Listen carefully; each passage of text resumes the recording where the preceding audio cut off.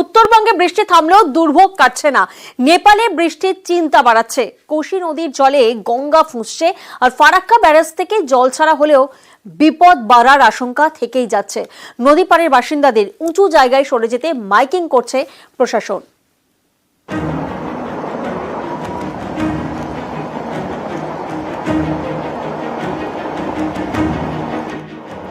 গত কয়েকদিন উত্তরবঙ্গে নাগাড়ে বৃষ্টি, এতে কোথাও ধস, কোথাও রাস্তায় জল।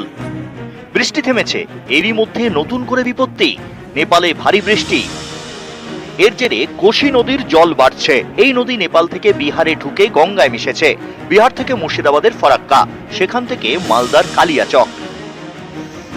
নেপালে ভারী বৃষ্টি, কোশি নদী টইটুম্বুর, ফুঁসছে গঙ্গা। মালদায় গঙ্গা লাগোয়া ফুলাহারেও জল বাড়ছে।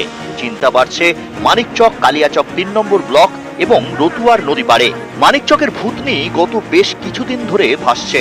এর মধ্যে আবারও গঙ্গার জল বাড়লে বিপদের আশঙ্কা। পরিস্থিতি মোকাবিলায় রবিবার বৈঠক করে মালদা জেলা প্রশাসন। তারপর গঙ্গার পাড়ে শুরু হয় মাইকিং।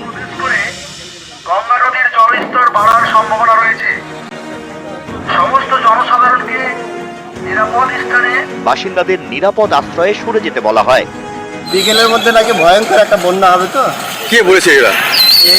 টিম বললো আমাদের, আস্তে আস্তে নৌকায় বললো, ওই জন্য চলে যাচ্ছে।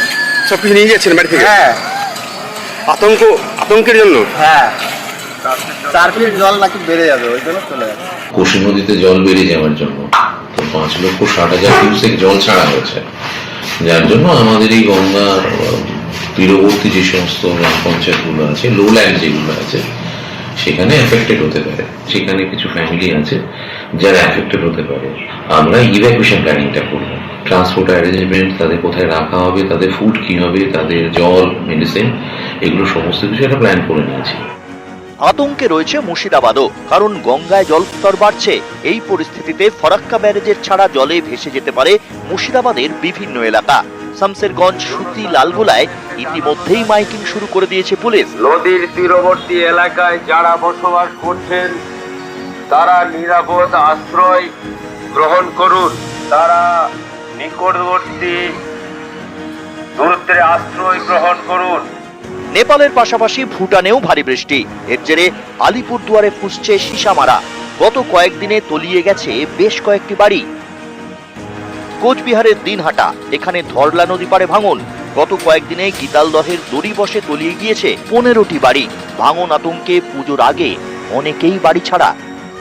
যেটুক দিকে গেছি সেই রাস্তাও চলে গেল, কিন্তু ধান ট্যাপটাপা আইছে, সে ধানও চলে গেল। তাহলে আমরা কি করি, বাস করি? আমরা মনে হয় দড়ি বসে আমরা কুকুর শিয়াল বাস করি নাকি? আমার কোনো কেয়ার নেয় না। দড়ি বস এবং দাড়ি ধরল একটা বিশাল বড় সয়েল বাঁধ ছিল। সেই সয়েল বাঁধটা সহ প্রায় 12টা বাড়ি নদীগর্ভে এই 3 দিনে চলে গেল। এখানে ইরিগেশন দপ্তর থেকে অনেকবার লোক আসলো, কিন্তু নদী বাঁধের কোনো কিছু হচ্ছে না। প্রশাসনের দৃষ্টি আকর্ষণ করব যাতে দ্রুত গতিতে নদী বাঁধের কাজ শুরু হয়। এখন এই লোকগুলো কোনো একটা জায়গায় আমি ব্যবস্থা করতেছি। কালিম্পংয়ে তিস্তায় জলস্তর কমেছে। মল্লিবাজার, চিত্রে ও তিস্তা বাজারের মাঝে চলছে ধস সরানোর কাজ। ধসের জেরে বন্ধ 10 নম্বর জাতীয় সড়ক, ঘুরপথে চলছে যাতায়াত। নিউজ 18 বাংলা।